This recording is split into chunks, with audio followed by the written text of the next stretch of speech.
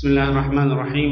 الحمد لله رب العالمين، والصلاة والسلام على أشرف الأنبياء والمرسلين وعلى آله وأصحابه أجمعين ومن تبعهم بإحسان إلى يوم الدين. أما بعد. محترم بھائیو اور دوستو اور قابل احترام ماں اور بہنوں، آج ہم سورۃ النساء کی آیت نمبر 94 سے شروع کرتے ہیں، 94 سے. اللہ رب العزت کا فرمان ہے، اعوذ باللہ من الشیطان الرجیم، یا ایہا الذین آمنوا اذا ضربتم فی سبیل اللہ فتبینوا ولا تقولوا لمن القى الیکم السلام لست مؤمنا تبتغون عرض الحیاة الدنیا فعند اللہ مغانم کثیرہ كذلك كنتم من قبل فمن الله عليكم فتبينوا إن الله كان بما تعملون خبيرا.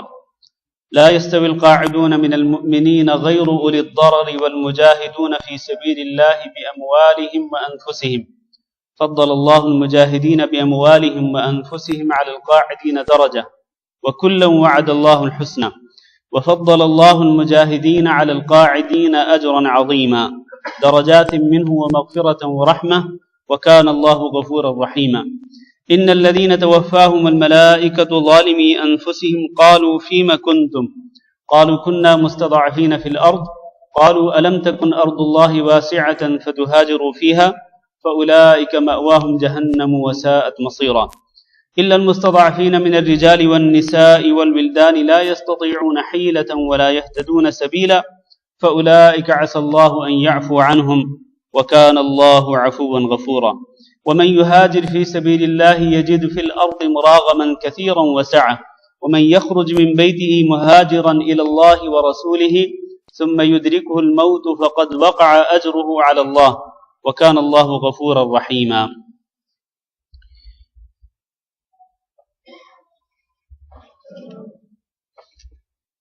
پچھلے درس میں ہم نے جو آخری دو آیات پڑھی تھیں 92 اور 93،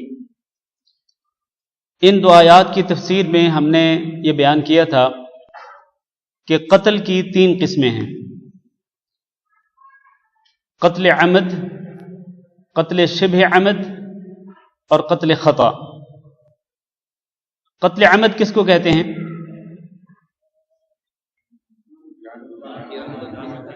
جان بوجھ کر کسی مومن کو قتل کرنا، کسی ایسے آلے کے ساتھ، کسی ایسی چیز کے ساتھ کہ جس کے ساتھ عام طور پر بندہ مر جاتا ہو اور وہ قتل ہو جاتا ہو، یہ قتل عمد ہے. قتل شبہ عمد کیا ہے؟ جی ہاں، سزا کے طور پر کوئی بندہ کسی کو مارے لیکن وہ اس کو مارنا نہیں چاہتا، اس کو وہ قتل نہیں کرنا چاہتا، وہ صرف سزا دینا چاہتا ہے، لیکن اس سزا کے نتیجے میں اس کی موت واقع ہو جائے، اس کو شبہ عمد کہتے ہیں. اور اس کی میں نے مثال دی تھی، جیسے کہ حضرت موسیٰ علیہ السلام نے ایک بندے کو مکہ مارا تھا، تو حضرت موسیٰ علیہ السلام کا مقصد اس کو قتل کرنا نہیں تھا، بلکہ حضرت موسیٰ علیہ السلام کا مقصد اس کو سزا دینا تھا، لیکن اس سزا کے نتیجے میں وہ قتل ہو گیا. تیسرا ہے قتل خطا. قتل خطا سے مراد کیا ہے؟ جی حادثہ ہو جائے، ایکسیڈنٹ کے نتیجے میں کوئی شخص مر جائے، کسی کی موت واقع ہو جائے، یا فرض کریں کوئی شخص شکار کے لیے تیر چلائے یا وہ بندوق سے فائر کھولے، شکار کرنا چاہتا ہے وہ، اور شکار کرنا جائز ہے، شکار سے منع نہیں کیا گیا، جس طرح کہ ہم نے پچھلے درس میں بھی اور آج کے درس میں بھی حدیث کی کلاس میں یہ شکار کے مسائل پڑھے تھے اور آج بھی پڑھے ہیں. لیکن جب اس نے تیر چلایا تو اس کی زد میں ایک انسان آ گیا اور وہ مارا گیا، یہ قتل خطا ہے. اس نے فائر کھولا شکار پر، لیکن سوء اتفاق کہ اس فائر کی زد میں، اس گولی کی زد میں ایک انسان آ گیا اور وہ مر گیا، یہ قتل خطا ہے. اسی طرح فرض کریں ایک شخص جنگ میں شریک ہو، مسلمانوں اور کافروں کے درمیان جنگ ہو رہی ہو، اب ایک شخص اس کے سامنے آیا، اس نے مسلمان نے سمجھا کہ یہ کافر ہے اور اس نے اس کو تیر مار دیا اور وہ قتل ہو گیا، حالانکہ وہ مسلمان تھا. اب غلط فہمی ہو گئی، یہ سمجھ نہیں سکا، اس کو پتہ نہیں چلا کہ یہ بندہ مومن ہے، مسلمان ہے، لیکن اس نے یہ سمجھا کہ یہ کافر ہے، تو اس نے اس پہ فائر کھول دیا، وہ مر گیا، یہ قتل خطا ہے. اس طرح اس کی کئی اور شکلیں بھی ہو سکتی ہیں قتل خطا کی. یہ 3 الگ الگ اقسام ہیں قتل کی، اور ان تینوں میں سے 2 کے احکامات ہم نے پچھلے درس میں بیان کیے تھے، اور بلکہ اس سے بھی پہلے ہم نے سورۃ البقرہ کی جب تفسیر پڑھی تھی تو اس میں قتل عمد کی ہم نے تفصیل سے اس کی وضاحت کی تھی کہ جو شخص جان بوجھ کر کسی مومن کو قتل کرتا ہے تو اس کی سزا کیا ہے؟ کیا ہے اس کی سزا؟ قصاص ہے، کہ بدلے میں اس کو قتل کر دیا جائے. یا ایھا الذین آمنوا کتب علیکم القصاص، یہ سورۃ بقرہ میں ہے، اے ایمان والو تمہارے اوپر قصاص فرض کر دیا گیا ہے. ہاں البتہ مقتول کے ورثاء کو معاف کرنے کی اجازت ہے، وہ معاف بھی کر سکتے ہیں، وہ فی سبیل اللہ کی رضا کے لیے بھی معاف کر سکتے ہیں، اور وہ تاوان یا دیت لے کر بھی معاف کر سکتے ہیں. اس کی بھی اللہ تعالیٰ نے اجازت دی ہے. جہاں تک قتل شبہ عمد کا تعلق ہے تو قتل شبہ عمد میں اور اسی طرح قتل خطا میں قصاص نہیں ہے. قصاص یعنی بدلے میں قتل کرنا قاتل کو، یہ صرف اور صرف قتل عمد میں ہے. قتل شبہ عمد اور قتل خطا ان دونوں میں قصاص نہیں ہے. قاتل کو مارا نہیں جائے گا، بدلے میں اس کو قتل نہیں کیا جائے گا، البتہ اس کو ایک تو کفارہ دینا پڑے گا. دونوں صورتوں میں قتل شبہ عمد ہو یا قتل خطا ہو اس کو کفارہ دینا پڑے گا. کفارہ کیا ہے؟ جو ہم نے پچھلے درس میں پڑھا تھا. کفارہ وہ تو دیت ہے، 100 اونٹ تو دیت ہے. آپ کفارے اور دیت کے فرق کو تو سمجھیں آپ. ہاں جی، ایک غلام کو آزاد کرنا، اور اگر ایک غلام کو آزاد کرنے کی طاقت نہ ہو تو 2 مہینے کے مسلسل روزے رکھنا، یہ ہے کفارہ. اور اس کے ساتھ ساتھ دیت بھی دینی پڑے گی. دیت کیا ہے؟ 100 اونٹ. کیا قتل شبہ عمد اور قتل خطا کی دیت ایک جیسی ہے؟ اس کا جواب یہ ہے کہ نہیں، ایک جیسی نہیں ہے. اونٹ تو 100 ہی ہیں، لیکن فرق ہوگا اس لحاظ سے کہ قتل شبہ عمد جو ہے اس میں 40 اونٹنیاں ایسی ہوں گی جو حاملہ ہوں تو وہ ظاہر ہے کہ جو حمل کے ساتھ جو جانور ہوتا ہے اس کی قیمت زیادہ ہوتی ہے، کیونکہ پتہ ہوتا ہے کہ کچھ عرصے کے بعد اس سے بچہ پیدا ہوگا اور پھر وہ جانور دودھ دینے لگے گا، تو اس کے دودھ کی وجہ سے اس کی قیمت بڑھ جاتی ہے. گائے ہو، بھینس ہو، اونٹنی ہو، بکری ہو، تو حمل کی صورت میں اس کی قیمت جو ہے وہ اور زیادہ بڑھ جاتی ہے. تو اس لیے قتل شبہ عمد میں اونٹ تو 100 ہی ہیں، لیکن ان اونٹوں کے اندر 40 اونٹ ایسے ہوں گے جن کی قیمت بہت ہی زیادہ ہوگی. قتل خطا جو ہے اس میں ایسا نہیں ہے، اس کی دیت جو ہے وہ 100 اونٹ ہی ہے، چاہے وہ عام سے اونٹ ہوں، ان میں کوئی بھی اونٹنی جو ہے وہ حاملہ نہ بھی ہو تو کوئی حرج نہیں.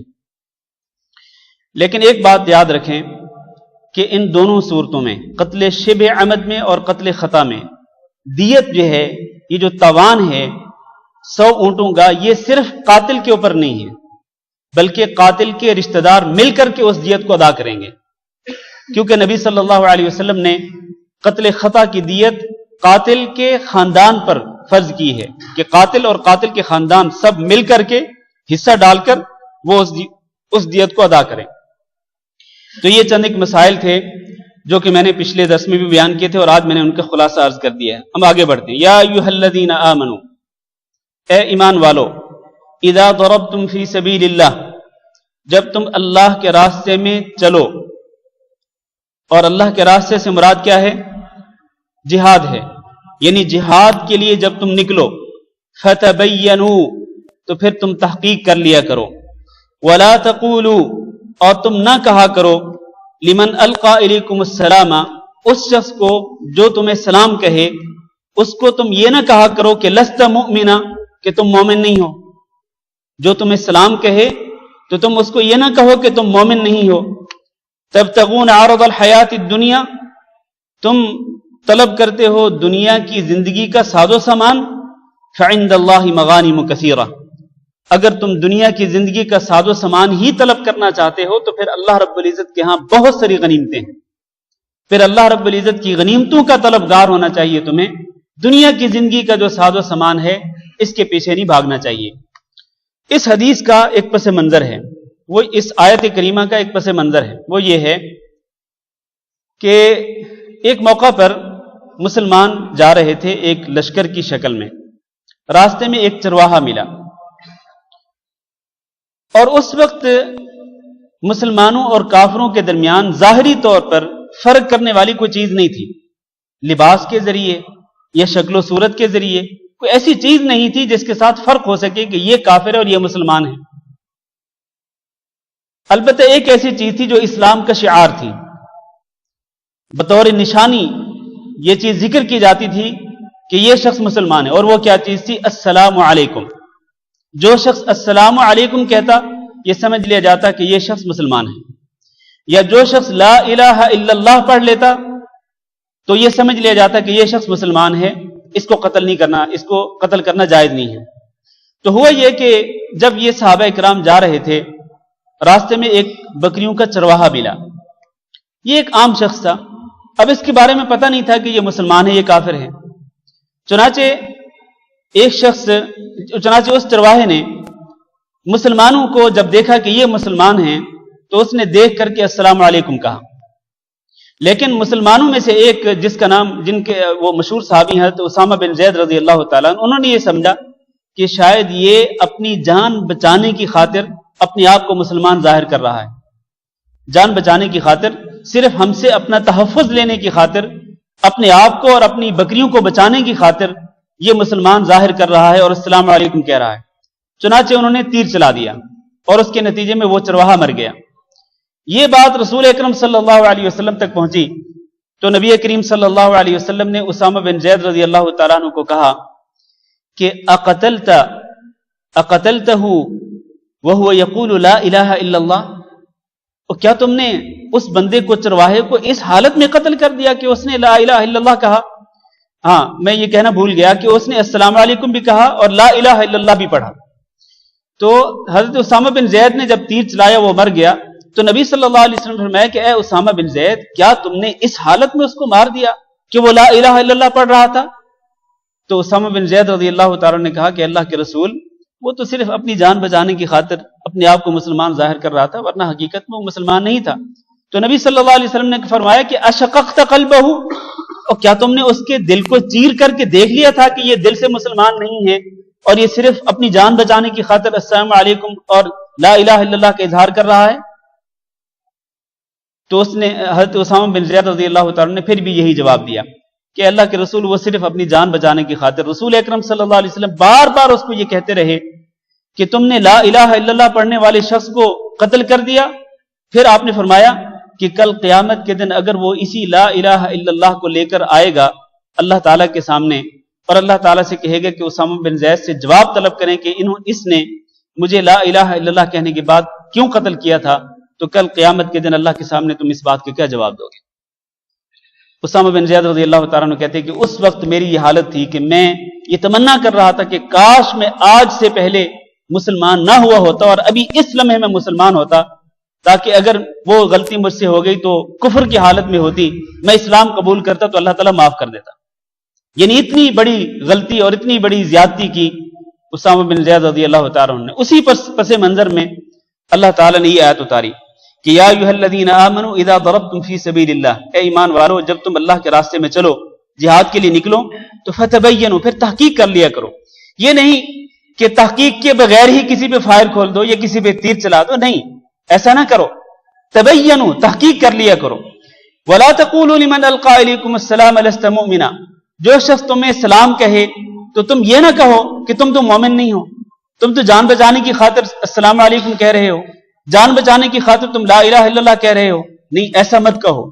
جب اس نے زبان سے کہہ ہی دیا السلام علیکم، جب اس نے زبان سے لا الہ الا اللہ پڑھ ہی لیا تو پھر اس کو مسلمان ہی سمجھ لو، پھر اس پہ تیر مت چلاؤ، اس کو مت قتل کرو، کیونکہ اسلام کے اندر حکم لگتا ہے ظاہر کے اوپر، اسلام میں باطن پہ حکم نہیں لگتا ہے، کیونکہ باطن کا علم تو مجھے اور آپ کو نہیں ہے۔ کیا میں اور آپ کسی کے باطن کو جانتے ہیں؟ کسی کے دل کی حقیقت کو جانتے ہیں؟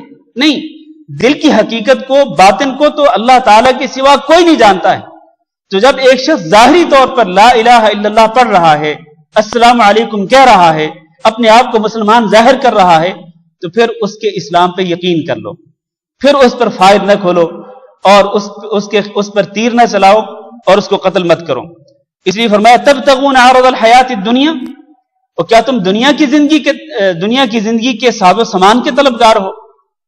اس چرواہے کو اصل میں قتل کرنے کے پیچھے جو اصل بات تھی وہ یہ تھی کہ اس چرواہے کو ماریں گے، اس کی جو بکریاں ہیں وہ مال غنیمت کے طور پر ہمیں مل جائیں گی۔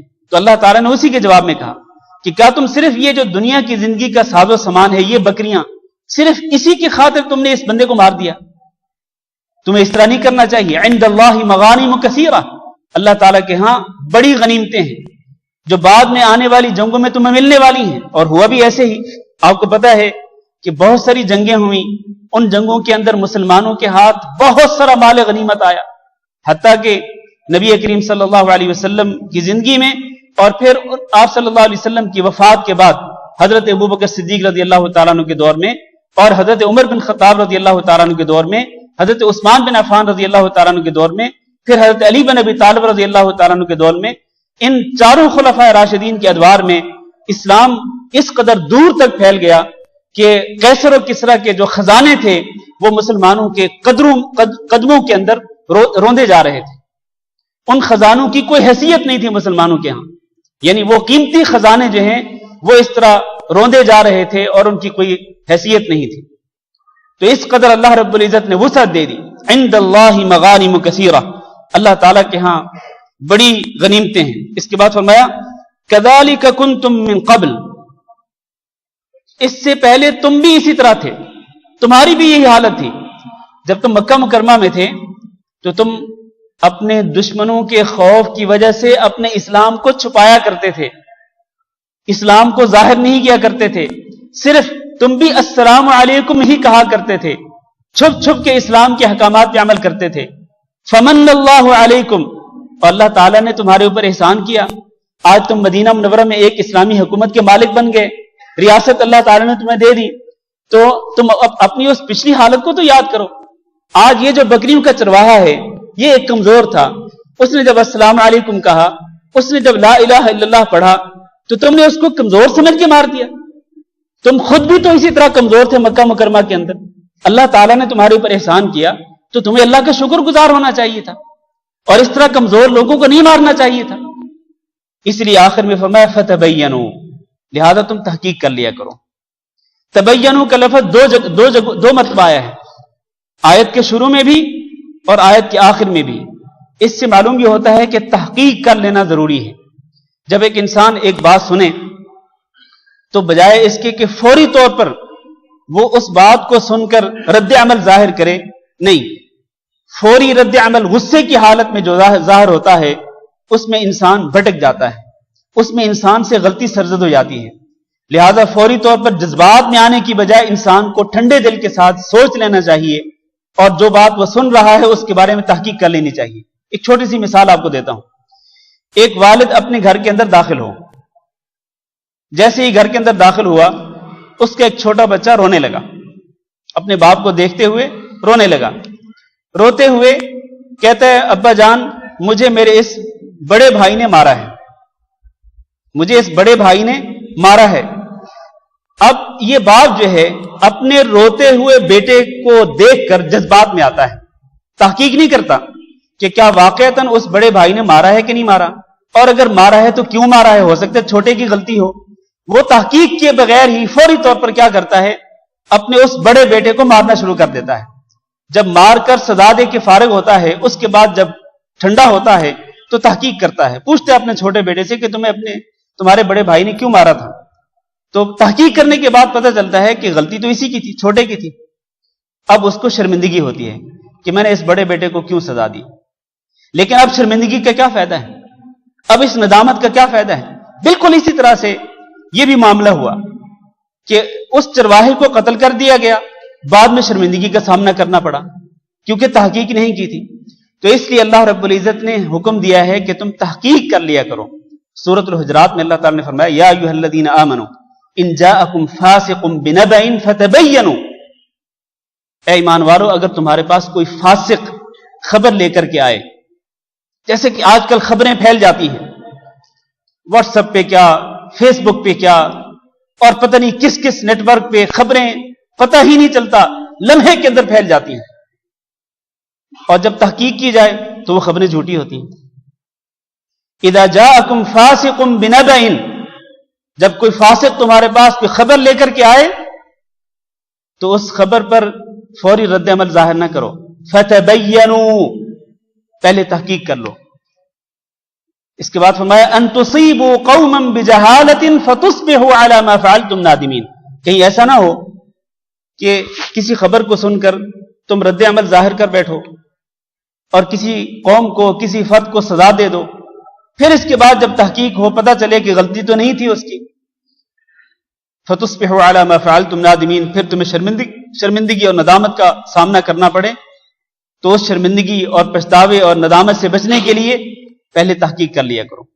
تو اس آیت کریمہ میں بھی اللہ رب العزت نے اسی اصول کو ذکر کیا ہے کہ تم تحقیق کر لیا کرو اور تحقیق کرنے سے پہلے اپنے رد عمل کا اظہار نہ کیا کرو. آخر میں تنبیہ کر دی ان اللہ کان بما تعملون خبیرا. اگر تم تحقیق کرو گے تو ٹھیک ہے، لیکن اگر تحقیق نہیں کرو گے اور جذبات کی رو میں بہتے ہوئے اگر تم غلط قدم اٹھا بیٹھو گے تو پھر جان لو ان اللہ کان بما تعملون خبیرا. تم جو کچھ عمل کرتے ہو اللہ تعالیٰ تمہارے اعمال کی پوری خبر رکھتا ہے. تمہارے اعمال سے اللہ تعالیٰ پوری طرح باخبر ہے، اور کل قیامت کے دن اللہ تعالیٰ تمہیں بتلائے گا کہ تم نے کس طرح کس پر زیادتی کی تھی، کس طرح تم نے ظلم کا نشانہ بنایا تھا کسی کو. اس لیے ظلم اور زیادتی کا نشانہ بنانے کی بجائے تحقیق کر لیا کرو، اور تحقیق کرنے کے بعد جو مناسب قدم ہو وہ قدم اٹھاؤ. اس کے بعد اللہ تعالیٰ فرماتے ہیں لا يستوي القاعدون من المؤمنین غیر اولی الضرر والمجاہدون فی سبیل اللہ باموالہم وانفسہم.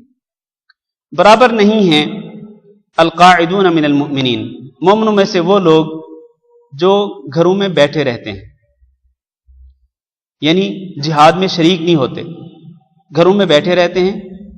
غیر اولی الضرر، اہل عذر کے علاوہ، جن کے پاس عذر ہو ان کو چھوڑ کر، باقی جو غیر معذور جو لوگ ہیں جن کے پاس کوئی عذر نہیں، جہاد میں شرکت نہ کرنے کا کوئی عذر نہیں ہے، بغیر عذر کے وہ گھروں کے اندر بیٹھے ہوئے ہیں. یہ جو بغیر عذر کے گھروں کے اندر بیٹھے ہوئے ہیں اور جہاد کے اندر شریک نہیں ہوئے، یہ برابر نہیں ہو سکتے ان کے کہ جنہوں نے المجاہدون فی سبیل اللہ باموالہم وانفسہم، جنہوں نے اللہ کے راستے میں جہاد کیا اپنے مالوں کے ساتھ اور اپنی جانوں کے ساتھ. یہ دونوں فریق برابر نہیں ہو سکتے ہیں. ایک فریق کون ہے؟ وہ لوگ جو اپنے گھروں میں بیٹھے ہیں اور جن کے پاس جہاد میں نہ جانے کا کوئی عذر نہیں ہے، بغیر عذر کے گھروں کے اندر بیٹھے ہیں. یہ لوگ پہلا فریق. اور دوسرا فریق جو میدان جہاد میں شریک ہو رہے ہیں، اپنی مالوں کے ساتھ بھی جہاد کر رہے ہیں اور اپنی جانوں کے ساتھ بھی جہاد کر رہے ہیں. مال بھی اللہ کے راستے میں قربان کر رہے ہیں اور اپنی جانوں تک کو بھی قربان کرنے سے دریغ نہیں کرتے ہیں. تو یہ جو دو فریق ہیں، گھروں میں بغیر عذر کے بیٹھنے والے اور میدان جہاد میں اپنے مالوں اور اپنی جانوں کے ساتھ جہاد کرنے والے جو ہیں، یہ دونوں برابر نہیں ہو سکتے. ہاں، غیر اولی الضرر، جب اللہ تعالیٰ نے یہ آیت نازل فرمائی تو اس وقت یہ غیر اولی الضرر کے الفاظ نہیں تھے. یعنی اللہ تعالیٰ نے اہل عذر لوگوں کو، جن کے پاس عذر تھا، مثلا بوڑھے تھے جو جہاد میں شریک نہیں ہو سکتے تھے، کمزور تھے، بیمار تھے، عذر والے جو لوگ تھے وہ یقیناً جہاد کے اندر شریک نہیں ہو سکتے تھے. تو اللہ تعالیٰ نے جب یہ آیت نازل فرمائی اور اللہ نے فرمایا کہ گھروں کے اندر بیٹھے ہوئے لوگ، جہاد میں شرکت نہ کرنے والے لوگ اور جہاد میں شرکت کرنے والے لوگ برابر نہیں ہیں، اور یہ الفاظ نہیں تھے غیر اولی الضرر کے، ان کو اللہ تعالیٰ نے مستثنی قرار نہیں دیا تھا. تو جناب عبداللہ بن ام مکتوم رضی اللہ تعالیٰ عنہ، جو کہ نبینا صحابی تھے، وہ نبی صلی اللہ علیہ وسلم کے پاس آئے. کہنے لگے اللہ کے رسول، میں اور میرے جیسے جو عذر والے لوگ ہیں، ہمارا کیا قصور ہے؟ اگر ہم عذر کی بنا پر جہاد میں شریک نہیں ہوتے تو پھر ہمیں کیوں جہاد فی سبیل اللہ کرنے والوں کے اجر و ثواب سے محروم رکھا جا رہا ہے؟ اللہ تعالیٰ نے یہ کیوں فرما دیا کہ یہ جو گھروں کے اندر بیٹھے ہوئے لوگ ہیں یہ اور وہ جو کہ جہاد کے میدان میں اپنی جانوں اور اپنے مالوں کے ساتھ جہاد کریں، یہ برابر نہیں ہو سکتے؟ تو اس طرح تو گویا کہ ہمیں جہاد کے اجر و ثواب سے محروم رکھا جا رہا ہے، جبکہ ہمارا کوئی قصور نہیں ہے. ہم تو عذر والے لوگ ہیں، میں نابینا ہوں، میں کس طرح جہاد میں شریک ہو سکتا ہوں؟ تو اللہ رب العزت نے یہ الفاظ نازل کر دیا غیر اولی الضرر. یہ جو بیٹھنے والے لوگ ہیں ان میں سے معذور لوگوں کو چھوڑ کر، کہ معذور لوگ جو ہیں وہ یقیناً عذر کی بنا پر جب شریک نہیں ہوئے تو وہ بالکل ایسے ہے جیسا کہ وہ جہاد کے میدان میں شریک ہو چکے ہیں. جتنا اجر و ثواب جہاد میں شریک ہونے والوں کو ملے گا اتنا ہی اجر و ثواب ان عذر والے لوگوں کو ملے گا جو کہ مدینہ منورہ کے اندر عذر کی وجہ سے بیٹھے ہوئے ہیں. نبی کریم صلی اللہ علیہ وسلم جب جنگ تبوک سے واپس لوٹے تو جب مدینہ منورہ کے قریب پہنچے تو نبی صلی اللہ علیہ وسلم نے فرمایا کہ مدینہ منورہ کے اندر تمہارے کچھ بھائی ایسے ہیں کہ جو تمہارے ساتھ ہر جگہ پہ اجر و ثواب میں شریک رہے. مدینہ منورہ سے نکلنے سے لے کر اب مدینہ منورہ واپس لوٹنے تک تم نے جو بھی سفر کیا، جو تم نے مشقت اٹھائی، جس وادی کو تم نے طے کیا، جس طرح تم نے جہاد کیا، وہ تمہارے بھائی جو مدینہ منورہ کے اندر بیٹھے ہوئے ہیں وہ تمہارے اجر و ثواب میں شریک رہے. تو مجاہدین بول اٹھے، کہنے لگے اللہ کے رسول، وہ لوگ مدینہ منورہ کے اندر بیٹھ کر بھی ہمارے ساتھ اجر و ثواب میں شریک ہو گئے، یہ کیسی بات ہے؟ ہم تو نکلے گھروں سے اور ہم نے اپنی جانوں کے ساتھ بھی جہاد کیا، اپنے مالوں کے ساتھ بھی جہاد کیا. وہ لوگ تو گھروں سے نکلے ہی نہیں، گھروں میں ہی بیٹھے رہے، تو کس طرح وہ ہمارے برابر ہو سکتے ہیں اور ہمارے اجر و ثواب میں شریک ہو سکتے ہیں؟ اللہ کے رسول نے فرمایا حبسہم العذر، ان کو عذر نے روک لیا تھا، عذر کی وجہ سے وہ شریک نہیں ہوئے، ورنہ اگر عذر نہ ہوتا تو وہ بھی تمہارے ساتھ ہی ہوتے. تو اس لیے اللہ رب العزت نے ایسے لوگوں کو محروم نہیں کیا. عذر والے لوگ جو ہیں وہ بھی تمہارے ساتھ اجر و ثواب میں برابر کے شریک ہیں. تو یہاں اللہ تعالیٰ نے یہ ارشاد فرمایا کہ غیر معذور لوگ جن کے پاس عذر نہیں، بغیر عذر کے جو بیٹھنے والے لوگ ہیں وہ اور جو جہاد کرنے والے لوگ ہیں اپنی جانوں کے ساتھ اور اپنے مالوں کے ساتھ، یہ دونوں برابر نہیں ہو سکتے ہیں. کس طرح برابر نہیں ہو سکتے؟ آگے سنیے. فرمایا فضل اللہ المجاہدین باموالہم وانفسہم علی القاعدین درجہ، اللہ تعالیٰ نے فضیلت دی ہے ان لوگوں کو جو اپنے مالوں کے ساتھ اور اپنی جانوں کے ساتھ جہاد کرتے ہیں، ان کو فضیلت دی ہے. کن پر؟ علی القاعدین، بیٹھے ہوئے لوگوں پر. درجہ، کئی درجوں کے ساتھ، کئی درجوں کے ساتھ اللہ تعالیٰ نے ان کو فضیلت دی ہے. کن کو؟ جو جہاد کے اندر شریک ہیں اپنی جانوں کے ساتھ اور اپنے مالوں کے ساتھ، اللہ نے ان کو فضیلت دی ہے بیٹھے ہوئے لوگوں پر. لیکن اس کا یہ مطلب نہیں ہے کہ جو بیٹھے ہوئے لوگ ہیں ان کو کچھ نہیں ملے گا، نہیں. وَكُلًّا وَعَدَ اللَّهُ الْحُسْنَى، اللہ تعالیٰ نے ہر ایک سے بھلائی کا وعدہ کیا ہے. یہ جو جہاد میں شریک ہوئے ان سے بھی اللہ تعالیٰ نے بھلائی کا وعدہ فرمایا اور ان کو اللہ تعالیٰ نے فضیلت بھی دی ہے. لیکن یہ جو بغیر عذر کے گھروں کے اندر بیٹھے ہوئے ہیں ان سے بھی اللہ تعالیٰ نے بھلائی کا وعدہ کیا ہے. اس سے دو مسئلے معلوم ہوتے ہیں، یہاں آپ کی توجہ مطلوب ہے. ایک مسئلہ یہ معلوم ہوتا ہے کہ اللہ تعالیٰ نے یہاں دو قسم کے صحابہ اکرام کا تذکرہ فرمایا ہے. وہ صحابہ اکرام جو بغیر عذر کے گھروں کے اندر بیٹھے رہے مدینہ منورہ میں اور جہاد کے اندر شریک نہیں ہوئے، اور وہ صحابہ اکرام جو اپنی جانوں کے ساتھ اور اپنے مالوں کے ساتھ جہاد میں شریک ہوئے. تو ان دونوں کے لیے اللہ تعالیٰ نے کیا ذکر کیا؟ کلًا وعد اللہ الحسنى، تمام صحابہ اکرام سے اللہ تعالیٰ نے بھلائی کا وعدہ فرمایا ہے. یہ اس بات کی دلیل ہے کہ تمام صحابہ اکرام جنہوں نے اللہ کے نبی صلی اللہ علیہ وسلم کو دیکھا اور آپ صلی اللہ علیہ وسلم کو دیکھ کر آپ پر ایمان لائے، پھر ایمان پر ہی ان کی موت آئی، وہ سارے کے سارے جنتی ہیں. وہ سارے کے سارے صحابہ اکرام جنتی ہیں، چاہے ان میں وہ صحابہ اکرام کیوں نہ ہوں جو بغیر عذر کے جہاد کے اندر شریک نہیں ہوئے. ان سے بھی اللہ تعالیٰ نے بھلائی کا وعدہ کیا، وہ بھی جنت کے اندر داخل ہوں گے. اس لیے اللہ تعالیٰ نے دوسرے مقام پہ فرمایا رضی اللہ عنہم ورضوا عنہ، اللہ تعالیٰ ان سے راضی ہو گیا اور وہ اللہ تعالیٰ سے راضی ہو گئے. وعد اللہ السابقون الاولون من المہاجرین والانصار والذین اتبعوهم باحسان رضی اللہ عنہم ورضوا عنہ، وہ سابقین اولین ہوں، مہاجرین میں سے ہوں، انصار میں سے ہوں، جو ان کے بعد مسلمان ہوئے، سب سے اللہ تعالیٰ نے اپنی رضامندی کا اظہار کر دیا کہ میں ان سے راضی ہوں اور یہ مجھ سے راضی ہیں اور میں نے ان کے لیے جنت تیار کی ہے. اس آیت کریمہ سے بھی یہی معلوم ہوتا ہے کہ اللہ تعالیٰ نے تمام صحابہ اکرام سے بھلائی کا وعدہ فرمایا، لہذا تمام کے تمام صحابہ اکرام جو ہیں وہ جنتی ہیں. اور یہ بات میں نے کیوں ذکر کی ہے؟ یہاں آپ کی توجہ دوبارہ مطلوب ہے. یہ بات میں نے اس لیے ذکر کی ہے کہ بعض وہ لوگ جو اپنے آپ کو اسلام کی طرف منسوب کرتے ہیں اپنے آپ کو مسلمان ظاہر کرتے ہیں، ان کا یہ عقیدہ ہے، ان کی کتابوں میں لکھا ہوا ہے، اور یہ وہ لوگ ہیں جن کو میں اس زمانے کے منافق قرار دیتا ہوں۔ یہ وہ لوگ ہیں کہ جو یہ کہتے ہیں کہ صحابہ کرام سارے کے سارے مرتد ہو گئے تھے سوائے 12 صحابہ کرام کے۔ یہ ان کا عقیدہ ہے۔ اور ہم انشاءاللہ، مجھے اگر بھول نہ گیا تو انشاءاللہ میں ایک سوال کا جواب بھی دینے والا ہوں آج کے درس کے اختتام پر، وہ اسی کے متعلق ہے کہ یہ لوگ جو صحابہ کرام کو مرتد قرار دیتے ہیں سوائے 12 صحابہ کرام کے، وہ اس آیت کا کیا جواب دیں گے؟ اور وہ آیت جس میں اللہ تعالیٰ نے تمام کے تمام صحابہ کرام سے اپنی رضامندی کا اعلان کر دیا کہ میں ان سے راضی ہوں، اللہ نے سرٹیفکیٹ دے دیا کہ یہ میں ان سے راضی ہوں اور یہ مجھ سے راضی ہیں اور میں نے ان کے لیے جنات تیار کی ہیں۔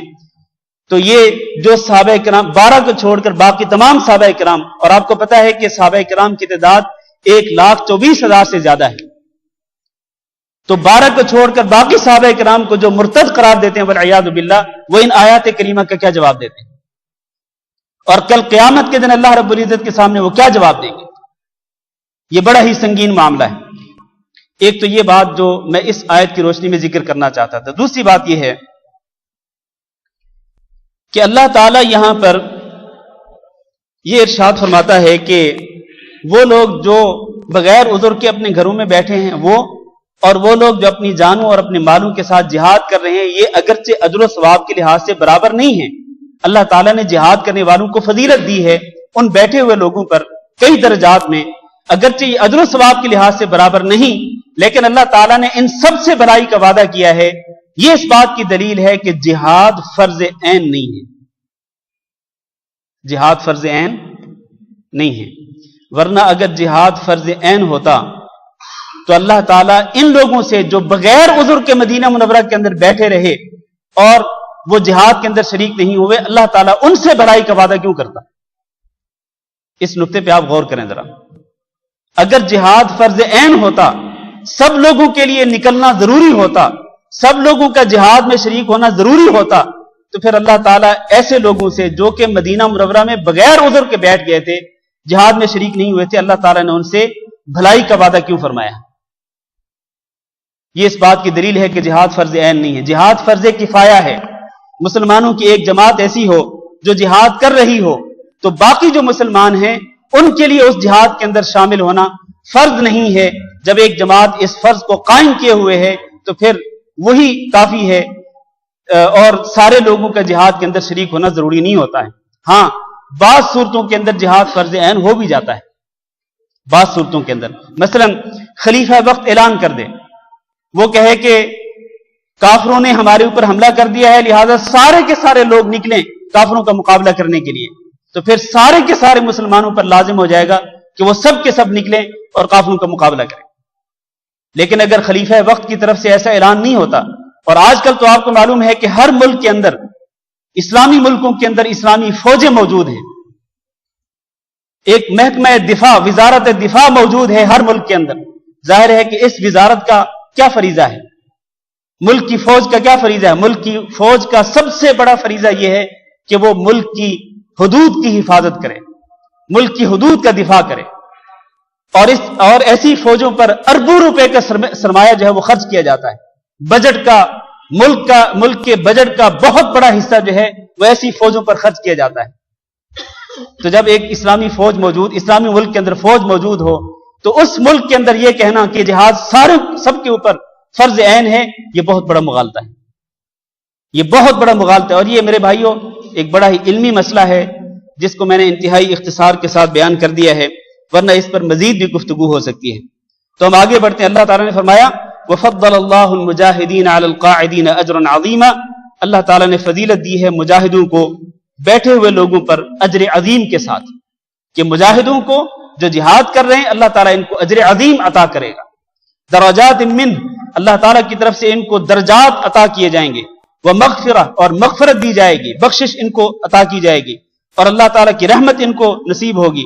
وکان اللہ غفور الرحیم، اور اللہ تعالیٰ تو بہت ہی معاف کرنے والا ہے اور نہایت رحم کرنے والا ہے۔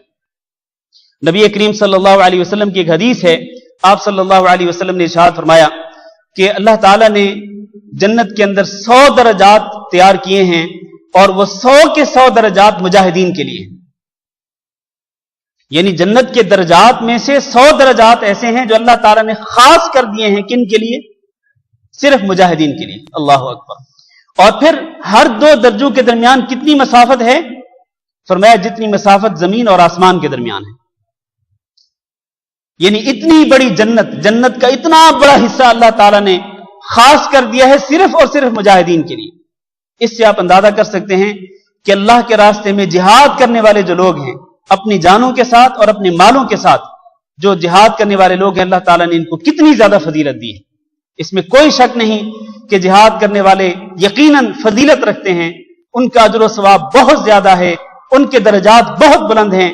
لیکن اس کا یہ معنی ہرگز نہیں ہے کہ جو لوگ, جس طرح کہ اس آیت میں بیان کیا گیا کہ جو لوگ بغیر عذر کے اپنے گھروں میں بیٹھے رہتے ہیں اور وہ جہاد کے اندر شریک نہیں ہوتے, اور جہاد فرض عین بھی نہیں ہے, اگر وہ شریک نہیں ہوتے تو اللہ تعالیٰ ان کو بھی اجر و ثواب سے محروم نہیں کرے گا. لیکن اجر و ثواب میں یقیناً فرق ہوگا. مجاہدین کے اجر و ثواب میں اور بغیر عذر کے بیٹھے ہوئے لوگوں کے اجر و ثواب میں بہت بڑا فرق ہوگا. آگے بڑھتے ہیں. اللہ نے فرمایا ان الذین توفاہم الملائکہ, بے شک وہ لوگ جن کو فرشتے فوت کرتے ہیں, جن کی روحوں کو فرشتے قبض کرتے ہیں, ظالمی انفسہم, اس حال میں کہ وہ اپنی جانوں پر ظلم کرنے والے ہوتے ہیں. قالوا فیم کنتم, فرشتے ان سے کہتے ہیں کہ تم کس حال میں تھے. قالوا کنا مستضعفین فی الارض, تو وہ لوگ جو اپنی جانوں پر ظلم کر رہے ہوتے ہیں وہ جواب دیتے ہیں فرشتوں کو کہ کنا مستضعفین فی الارض, کہ ہم تو زمین کے اندر کمزور سمجھے جاتے تھے, ہم تو مجبور تھے.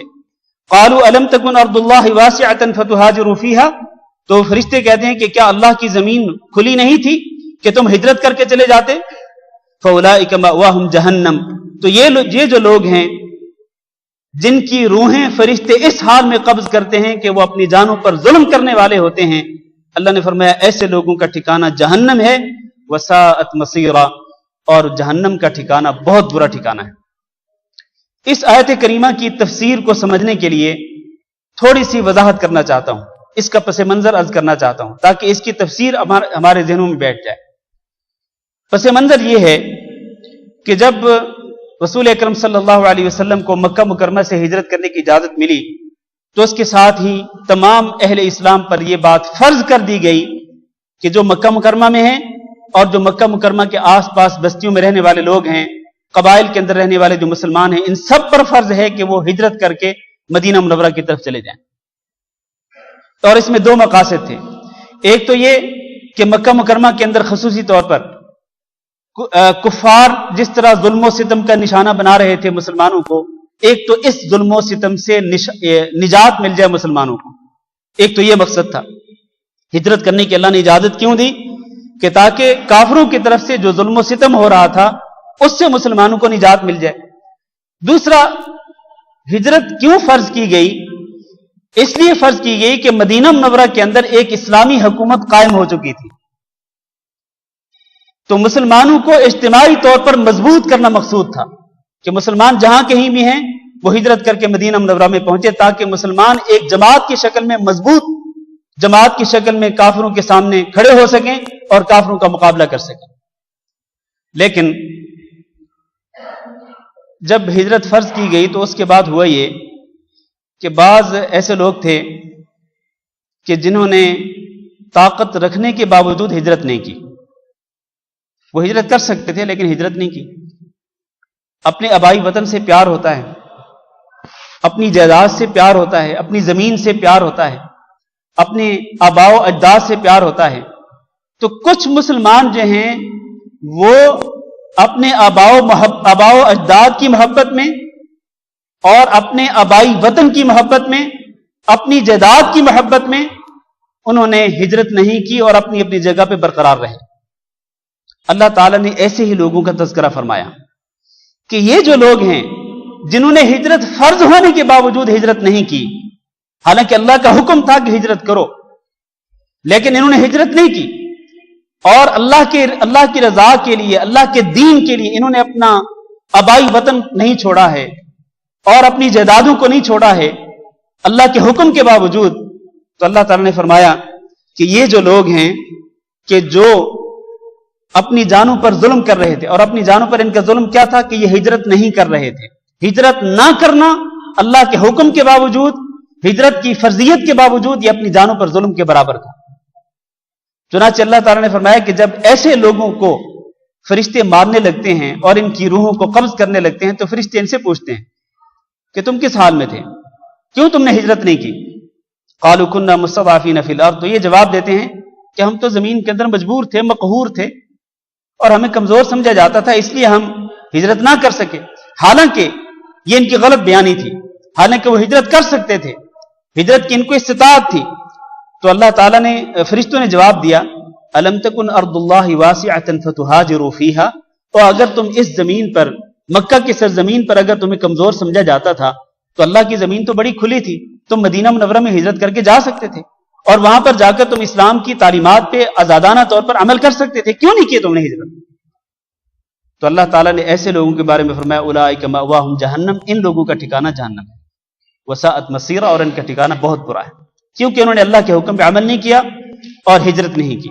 اس سے یہ ثابت ہوتا ہے، اس آیت کریمہ سے جو مسئلہ ثابت ہوتا ہے وہ یہ ہے کہ اگر ایک انسان دار الکفر میں ہو، دار الکفر میں ہو، اور وہاں پر انسان اسلام کی تعلیمات پر آزادانہ طور پر عمل نہ کر سکتا ہو، اس پر طرح طرح سے پابندیاں لگائی جا رہی ہوں، ان کو مسلمانوں کو نماز پڑھنے سے روکا جاتا ہو، مسلمانوں کی عورتوں کو پردہ کرنے سے روکا جاتا ہو، پردے پہ پابندی لگائی جاتی ہو، اور اسی طرح اسلام کے جو باقی احکامات ہیں ان احکامات پہ عمل کرنا ناممکن ہو دار الکفر کے اندر رہ کر، تو اس دار الکفر کو چھوڑ کر، اس سے ہجرت کر کے دار الاسلام کی طرف جانا فرض ہے اللہ تعالیٰ کی طرف سے.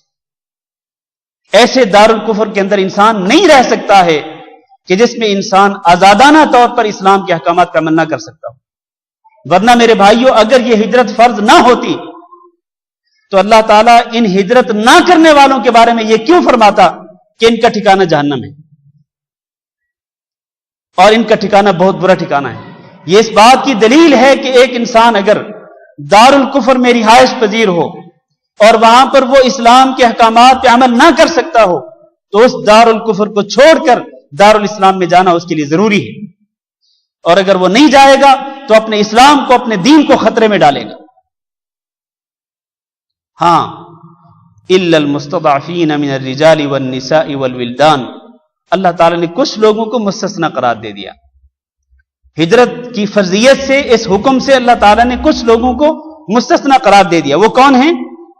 فرمایا وہ مردوں میں سے، عورتوں میں سے اور بچوں میں سے وہ کمزور سمجھے جانے والے لوگ، لا یستطیعون حیلۃ ولا یہتدون سبیلا، کہ جو بالکل بے بس ہو جاتے ہیں، جن کو ہجرت کرنے کا کوئی ذریعہ ہی نہیں ملتا ہے، اور وہ نہ ہی وہ راستے کی رہنمائی حاصل کرتے ہیں، ان کو پتہ ہی نہیں کہ کس طرح دارالاسلام میں پہنچنا ہے. مکہ مکرمہ کے اندر کچھ ایسے کمزور مسلمان بھی تھے کہ جن کے پاس کوئی وسیلہ نہیں تھا ہجرت کرنے کا. ہجرت کرنے کے لیے، سفر ہجرت کے لیے ان کے پاس کوئی سواری موجود نہیں تھی، اور بلکہ ان کو مدینہ منورہ کی طرف جانے کا راستہ بھی معلوم نہ تھا. جیسے کہ حضرت عبداللہ بن عباس رضی اللہ تعالیٰ عنہ بیان کرتے ہیں کہ میں اور میری والدہ انہی کمزور لوگوں میں سے تھے کہ ہمیں پتہ ہی نہیں تھا کہ سفر ہجرت کس طرح کرنا ہے. ہمارے پاس کوئی وسیلہ نہ تھا، کوئی ذریعہ نہ تھا کہ ہم اس وسیلے کو اختیار کر کے ہم ہجرت کر کے جاتے.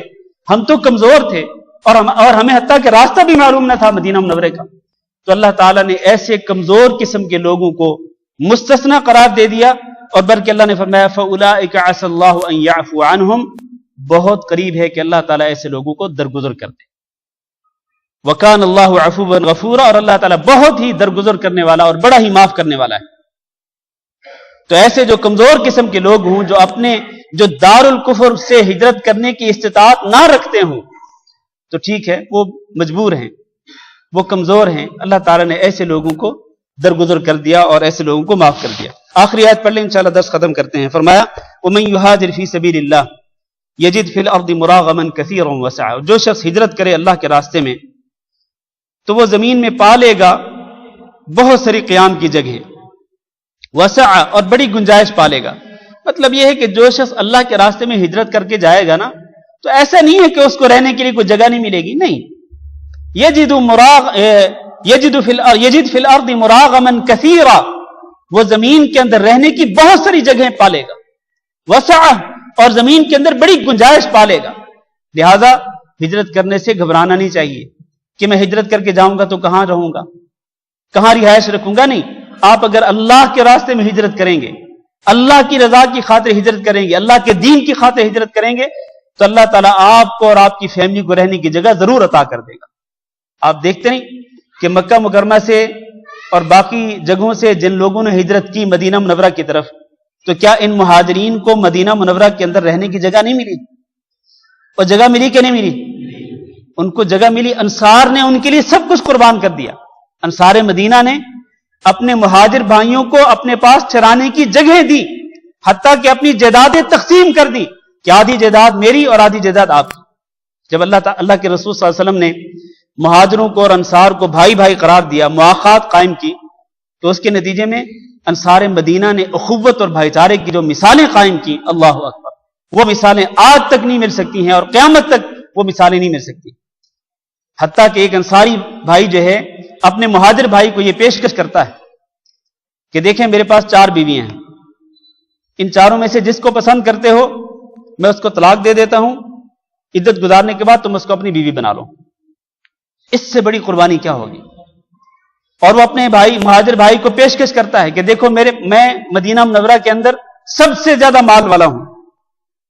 اس طرح کرتے ہیں کہ مال ہاف ہاف کر لیتے ہیں، آدھا مال تمہارا اور آدھا مال میرا۔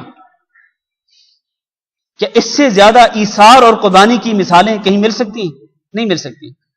تو اللہ تعالیٰ نے وہی ارشاد فرمایا کہ جو شخص اللہ کے راستے میں ہجرت کرے گا تو اس کو زمین میں رہنے کے لیے بڑی جگہ مل جائیں گی، بڑی گنجائش مل جائے گی۔ پھر فرمایا وَمَن يَخْرُجْ مِن بَيْتِهِ مُهَاجِرًا إِلَى اللَّهِ وَرَسُولِهِ، جو شخص اپنے گھر سے نکلے اللہ کی طرف اور اللہ کے رسول کی طرف ہجرت کرتے ہوئے، ثُمَّ يُدْرِكُهُ الْمَوْتُ، پھر منزل مقصود پر پہنچنے سے پہلے ہی راستے میں اس کو موت آ جاتی ہے، فَقَدْ وَقَعَ أَجْرُهُ عَلَى اللَّهِ، اس کا اجر اللہ کے لیے ثابت ہو گیا، اللہ پر یہ ثابت ہو گیا کہ اللہ تعالیٰ نے اس کو ہجرت کرنے کا اجر ضرور عطا کرنا ہے۔ اگرچہ وہ ہجرت مکمل نہیں کر سکا، راستے میں ہی موت آ گئی، لیکن چونکہ وہ نیت کر کے جا رہا تھا، اللہ کے دین کی خاطر وہ سب کو چھوڑ کے جا رہا تھا، تو اللہ تعالیٰ نے اس کے اجر کو ثابت کر دیا، یعنی اس کو اجر و ثواب عطا کر دیا۔ وَكَانَ اللَّهُ غَفُورًا رَحِيمًا، اور اللہ تعالیٰ بڑا ہی معاف کرنے والا ہے اور بہت ہی رحم کرنے والا ہے۔ اس آیت کریمہ کے آخری حصے سے یہ معلوم ہوتا ہے کہ ایک انسان جب کسی نیک کام کی نیت کر لیتا ہے، پھر اس نیک کام کے لیے وہ کوشش شروع کرتا ہے، لیکن ابھی کوشش شروع ہی کی تھی کہ اس کی موت آ گئی، تو اللہ تعالیٰ اس نیک کام کا اجر و ثواب اس کو عطا کر دے گا۔ وہ جو 99 افراد کا قاتل تھا، 99 افراد کا قاتل، وہ ایک راہب پادری کے پاس گیا، کہنے لگا کہ میں توبہ کرنا چاہتا ہوں، کیا میری توبہ کا کوئی راستہ ہے؟ اس نے کہا نہیں، تو 99 افراد کا قاتل، تیری توبہ کیسے قبول ہو سکتی ہے؟ اس نے اس کو بھی مار دیا اور 100 افراد کے قتل کا ایک ریکارڈ قائم کر دیا اس نے، 100 افراد کا قاتل۔ اب پوچھنے لگا مختلف لوگوں سے کہ کیا میری توبہ کا کوئی راستہ ہے؟ آخرکار کسی نے بتلایا کہ دیکھو اس بستی میں چلے جاؤ، وہاں اللہ والے لوگ ہیں، وہاں تم جاؤ گے تو اللہ والے لوگوں کے ساتھ رہتے ہوئے تمہیں بھی اللہ کی طرف رجوع کرنے کا، توبہ کرنے کا موقع ملے گا، تمہاری اصلاح ہو جائے گی، تو وہاں چلے جاؤ، وہاں پر جا کے تم توبہ کر لو گے، اللہ تمہاری توبہ قبول کر لے گا۔ جا رہا تھا، راستے میں موت آ گئی۔ اب رحمت کے فرشتے بھی آئے، جنت والے فرشتے بھی آئے، جہنم والے فرشتے بھی آئے، دونوں میں اختلاف ہو گیا۔ جنت والے فرشتے کہنے لگے کہ ہم اس کی روح کو لے کے جائیں گے جنت کے اندر، جہنم والے فرشتے کہنے لگے کہ ہم اس کی روح کو لے کے جائیں گے جہنم کے اندر۔ اللہ تعالیٰ نے کیا فیصلہ فرمایا؟ اللہ نے فرمایا کہ زمین ناپ لو، جتنی مسافت یہ طے کر چکا تھا وہ بھی دیکھ لو، جتنی مسافت باقی تھی اس بستی تک پہنچنے میں وہ بھی دیکھ لو۔ چنانچہ جب زمین کو ناپا جانے لگا تو اللہ تعالیٰ نے حکم دیا اس زمین کو جو وہ طے کر چکا تھا، اللہ نے اس کو حکم دیا کہ تم لمبی ہو جاؤ، وہ لمبی ہو گئی، اور جو مسافت ابھی طے کرنی تھی اللہ نے اس کو حکم دیا کہ وہ سکڑ جائے، وہ سکڑ گئی۔ گویا کہ جتنی مسافت وہ طے کر چکا تھا وہ زیادہ ہو گئی اور جتنی مسافت ابھی طے کرنی تھی وہ تھوڑی ہو گئی. تو اللہ تعالیٰ نے جنت والے فرشتوں کو حکم دیا کہ تم اس کی روح کو قبض کر کے جنت کے اندر اس کو داخل کر دو. تو ابھی حالانکہ اس نے یہ کام ابھی توبہ کا عمل ابھی اس نے پورا نہیں کیا تھا, جا رہا تھا کہ راستے میں موت آ گئی. تو انسان کو اللہ تعالیٰ اس کی نیت کے مطابق اجر و ثواب عطا کرتا ہے. بالکل اسی طرح جس طرح کہ ہجرت کرنے والا شخص ہجرت کر کے جا رہا ہو, راستے میں موت آ جائے, ہجرت کرنے کا ثواب اس کو مل جائے گا. اللہ تعالیٰ سے دعا کرتے ہیں کہ اللہ رب العزت ہم سب کو قرآن مجید کو سمجھنے کی توفیق دے, اور اللہ رب العزت ہمیں قرآن مجید کو ہمارے دلوں میں اتارنے کی توفیق دے. اللہ قرآن مجید کو ہمارے دلوں کا نور بنا دے. قبر میں بھی اللہ تعالیٰ قرآن کا نور نصیب فرمائے, اور قیامت کے دن بھی اللہ تعالیٰ قرآن مجید کی شفاعت نصیب فرمائے. اس سے پہلے کہ میں کچھ اور سوالوں کے جوابات دوں, ایک تو اعلان ہے کہ انشاءاللہ آئندہ جمعرات کو جمعیت احیاء التراث الاسلامی کے مرکزی ہال میں ایک پروگرام ہوگا جو ہمارا ہر مہینے کی پہلے جمعرات کو ہوتا ہے. اس پروگرام کی خصوصیت یہ ہے کہ اس میں ایک تو انشاءاللہ انڈیا سے آئے ہوئے معروف مشہور اسلامی اسکالر جناب زید پٹیل صاحب وہ آج کل یہاں موجود ہیں. انشاءاللہ ایک تو ان کا درس ہوگا, پہلا درس ان کا, پہلا لیکچر ان کا ہوگا.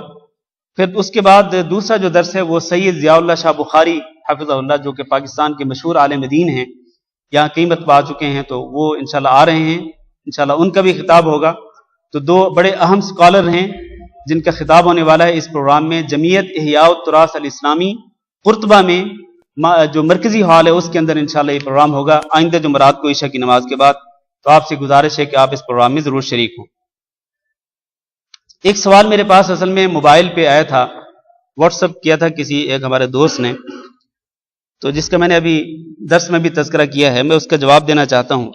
اصل میں سوال میں تو ایک فرقے کا نام لیا گیا, لیکن میں اس کا نام ذکر نہیں کرنا چاہتا ہوں, اور نام لینے کی ضرورت بھی نہیں ہے. اور میں جب اس کے بارے میں بات کروں گا, بلکہ جب میں نے بات کی ہے ابھی, آپ سمجھ گئے ہوں گے کہ یہ کون لوگ ہیں جو صحابہ کرام میں سے یہ جن کا عقیدہ یہ ہے کہ 12 صحابہ کرام کو چھوڑ کر باقی سارے صحابہ کرام کیا ہیں, نعوذ باللہ, مرتد ہیں. یقیناً آپ سمجھ گئے ہوں گے کہ یہ کن لوگوں کا عقیدہ ہے. تو انہی لوگوں کے بارے میں سوال کیا گیا کہ کیا یہ لوگ کافر ہیں, اور کیا ان سے بغض رکھنا چاہیے یا ان سے ہمدردی کرنی چاہیے. دیکھیں جواب اس کا یہ ہے کہ اہل سنہ والجماعہ کا منہج یہ ہے کہ وہ کسی کا نام لے کر کسی کو کافر نہیں کہتے ہیں. کسی کا اسپیسیفک کسی ایک شخص کا نام لے کر اس کو کہنا کہ یہ کافر ہے, نہیں, ایسا نہیں کہتے. خصوصاً وہ شخص جب اہل قبلہ میں سے ہو, یعنی قبلے کی طرف منہ کر کے نماز پڑھنے والا ہو, تو اس کو کافر نہیں کہتے. نام لے کر متعین کر کے یہ بندہ کافر ہے, ایسا اہل سنہ والجماعہ کا یہ منہج نہیں ہے, نہ کسی ایک شخص کا اور نہ کسی ایک جماعت کا. اس لیے ہم کسی جماعت پر حکم نہیں لگاتے, خصوصاً جس کے بارے میں یہ فتویٰ طلب کیا گیا. ہم کسی جماعت پر عموماً فتویٰ نہیں صادر کرتے ہیں. ہم جو فتویٰ دیتے ہیں وہ عقائد پر دیتے ہیں.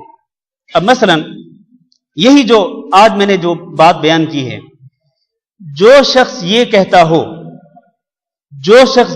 ہو اور وہ جو شخص کوئی بھی ہو سکتا ہے, کسی بھی جماعت سے اس کا تعلق ہو سکتا ہے, جو یہ سمجھتا ہو, جس کا یہ نظریہ ہو کہ 12 صحابہ کرام کے علاوہ باقی سارے صحابہ کرام مرتد ہو گئے تھے, نعوذ باللہ نعوذ باللہ, جو بھی یہ عقیدہ رکھتا ہے, جو بھی یہ نظریہ رکھتا ہے, وہ کیا ہے, وہ کافر ہے. وہ شخص مسلمان نہیں ہو سکتا ہے, کیونکہ وہ اللہ تعالیٰ کی قرآن مجید کی آیات کو جھٹلا رہا ہے. وہ تو قرآن مجید کی آیات کو جھٹلانے والا کون ہوتا ہے, وہ کافر ہوتا ہے.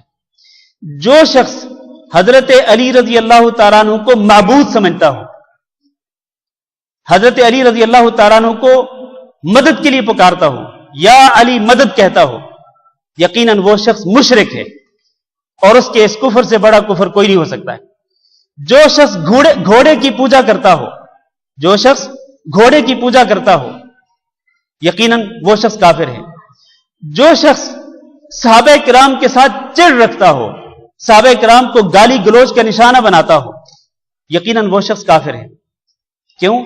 اس لیے کہ صحابہ کرام سے چڑ رکھنا, صحابہ کرام سے بغض رکھنا اور نعوذ باللہ یہ لوگ جن کے بارے میں پوچھا گیا ہے، یہ لوگ تو ہر فجر کو، ہر دن فجر کے وقت، اس وقت تک یہ اپنے دیگر معمولات شروع نہیں کرتے جب تک کہ یہ حضرت عمر بن خطاب رضی اللہ تعالیٰ عنہ پر لعنت نہیں بھیجتے، والعیاذ باللہ۔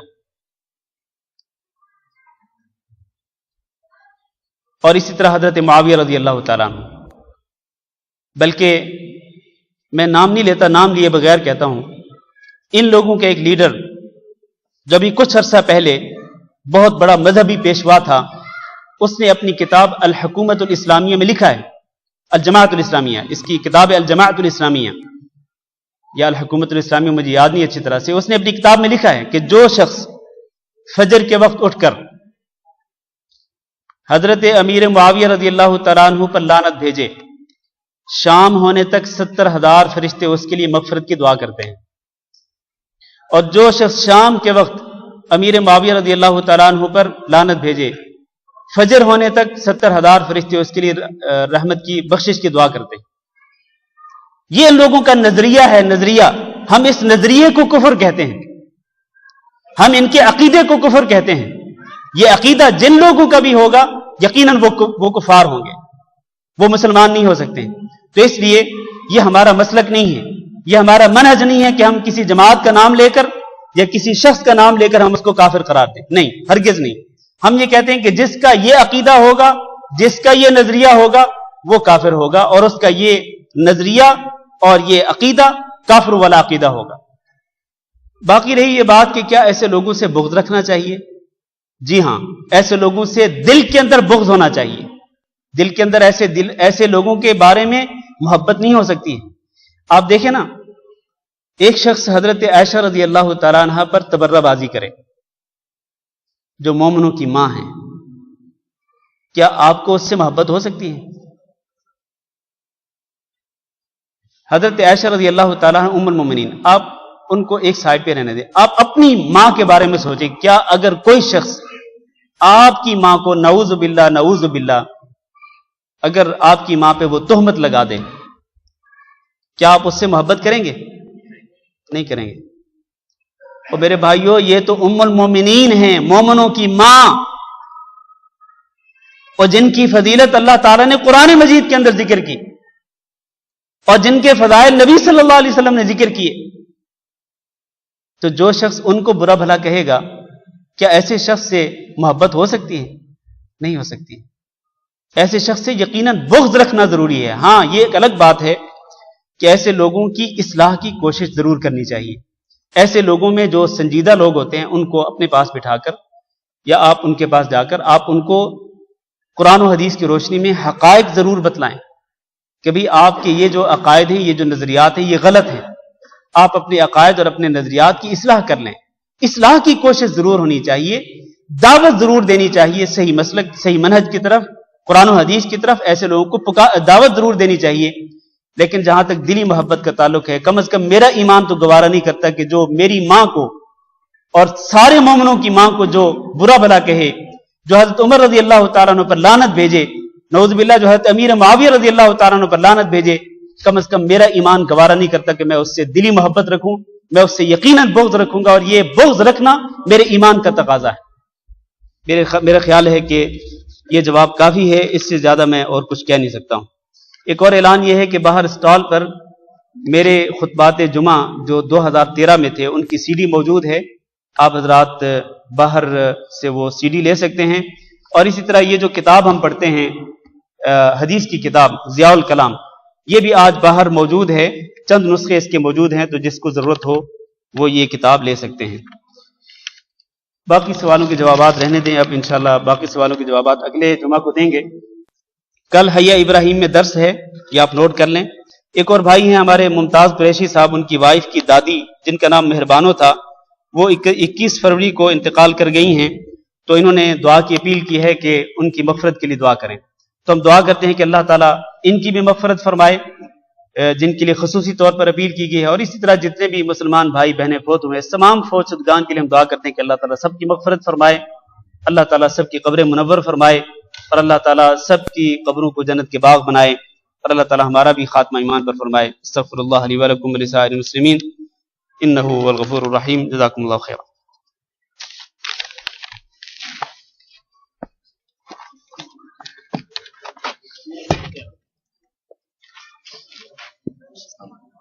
وعليكم السلام. Quickly question. So someone can say that